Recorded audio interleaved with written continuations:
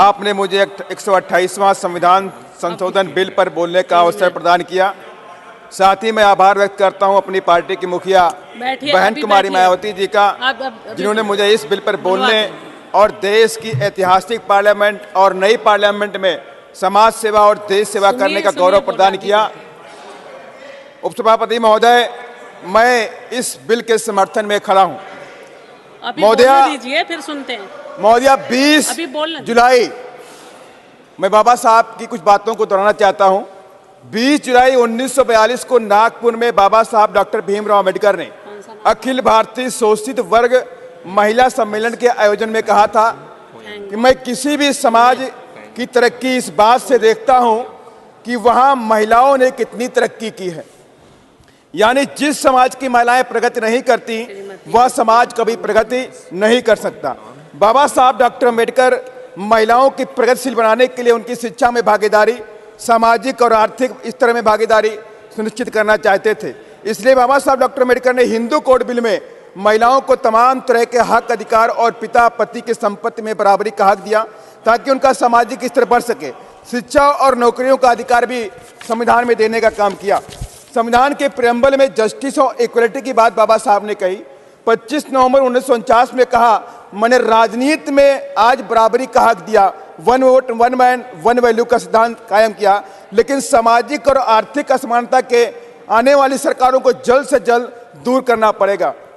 महोदया, इतिहास गवाह है, महिलाओं ने तमाम जुल्म और जातियों को सहा है, जिसमें दहेज प्रथा, बाल विवाह, सती प्रथा और यहाँ तक कि शिक्षा पर लगा सामाजिक प्रतिबंध, जिसे भारत की प्रथम शिक्षिका माता सावित्रीबाई फुले ने 1 जनवरी 1848 में लड़कियों के लिए पुणे में स्कूल खोलकर इस प्रतिबंध को खत्म किया।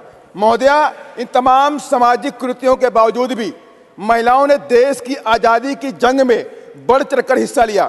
चाहे रानी लक्ष्मीबाई हो, सरोजिनी नायडू हो, बेगम हजरत महल, झलकारी बाई कोरी, उदा देवी पासी, बिजली पासी, चाहे मुजफ्फरनगर की महावीरी देवी वाल्मीकि, यहाँ तक कि दुर्गा देवी, जिनको दुर्गा भाभी के नाम से जाना गया, चाहे सिक्किम से हेलेन लिप्चा हो उर्फ सावित्री देवी हो, नागालैंड से चाहे रानी जायदिन लियू हो, चाहे वो गोरखा से पुतलीमाई देवी जी हो, इन सभी महिलाओं ने तमाम महिलाओं ने अपने प्राण देश की आज़ादी के जंग में न्यौछावर भी करने का काम किया है। यही नहीं महोदया, जब मैं एग्जाम्पल देना चाहता हूँ, बस मैं खत्म कर रहा हूँ। महिला सशक्तिकरण को लेकर के उत्तर प्रदेश में बहन जी मुख्यमंत्री थी, तो माननीय बहन जी ने उत्तर प्रदेश के तमाम महिला कॉलेज खोले। मैं खत्म कर रहा हूँ, 1 मिनट खत्म कर रहा हूँ। माता सावित्रीबाई फुले शिक्षा योजना भी शुरू करी, जिसमें 25,000 रुपए और साइकिल देने का काम किया।